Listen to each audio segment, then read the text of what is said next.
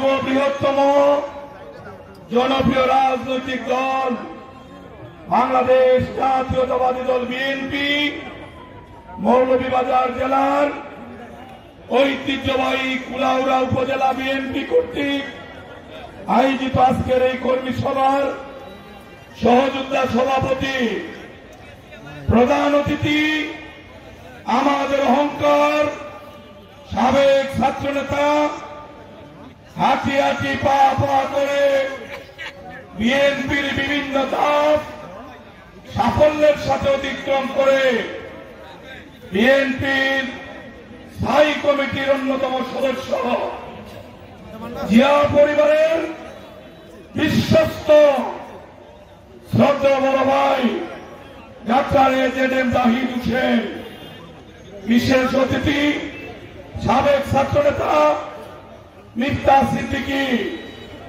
মৌলভীবাজার জেলা বিএনপির সাবেক সফল সভাপতি জনাব এম নাসির রহমান, সাবেক সাধারণ সম্পাদক মিজানুর রহমান, বড় ভাই অ্যাডভোকেট আবেদ রাজা সহ প্রিয় সহকর্মী নেতৃবৃন্দ, অত্র এলাকার ছাত্র যুবক শ্রমিক ভাইরা, সম্মানিত মা বোনেরা, আসসালামু আলাইকুম রহমতুল্লাহ। দীর্ঘক্ষণ অনেকে বক্তব্য রেখেছেন।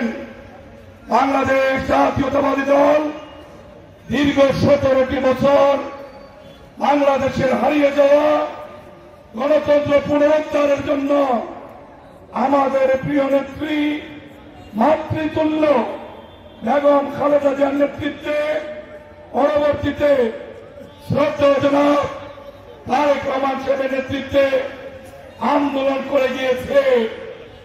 বন্ধুগণ, আন্দোলন কিন্তু শেষ হয়ে যায়নি।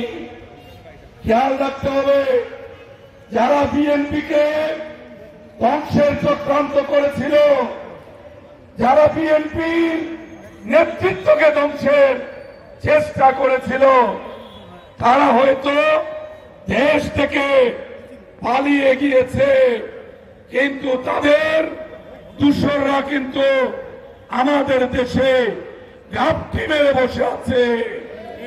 এটা ভুলে গেলে চলবে না। রিল্যাক্স মোডে রাজনীতি করা যাবে না। তারেক রহমান সাহেব যেভাবে নিরলসভাবে পরিশ্রম করে যাচ্ছেন, দেশের মানুষকে আস্থা আনার জন্য, দেশের মানুষকে খুশি করার জন্য আমাদের নেতা প্রতিদিন বলে যাচ্ছেন বিএনপি এবং দুর্নীতি, বিএনপি এবং চাঁদাবাজি, বিএনপি এবং অন্যায় একসঙ্গে করা যাবে না।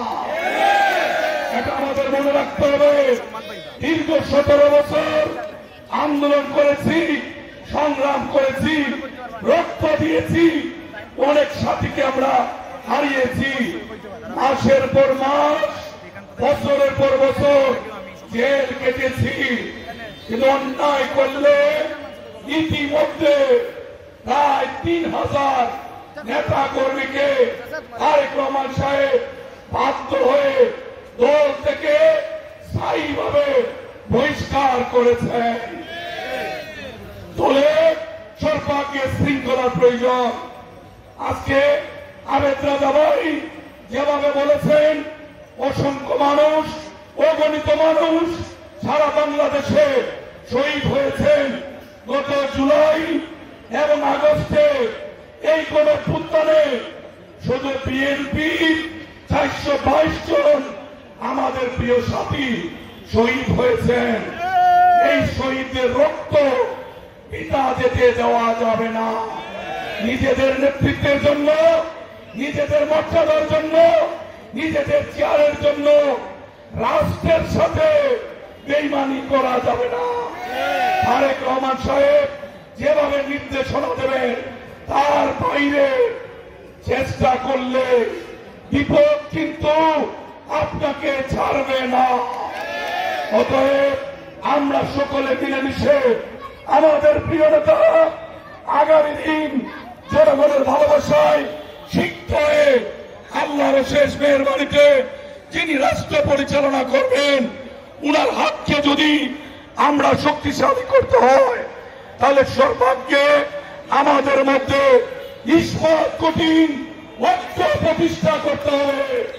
আর সকলে মিলে ওয়াদা করতে হবে আগামী দিনের নতুন যে বাংলাদেশ বিনির্মাণের স্বপ্ন বাংলাদেশের মানুষ দেখছে। জনাব তারেক রহমান আজ থেকে 2 বছর আগে জাতির সামনে 31 দফা জাতির সামনে উপস্থাপন করেছেন। সেই 31 দফার ভিত্তিতে আগামী প্রজন্মকে নিয়ে, নতুন বর্তমান প্রজন্মকে নিয়ে আমরা নতুন ভাবে দেশ পরিচালনা করব।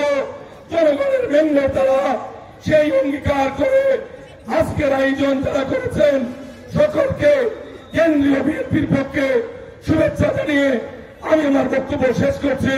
খুদা হাফেজ। বাংলাদেশ জিন্দাবাদ। শহীদ জিয়া মরক। দেশ নেত্রী বেগম খালেদা জিয়া জিন্দাবাদ। আগামী দিনের রাষ্ট্রনায়ক আমাদের অহংকার জনাব তারেক রহমান জিন্দাবাদ। জিন্দাবাদ। সবাইকে ধন্যবাদ।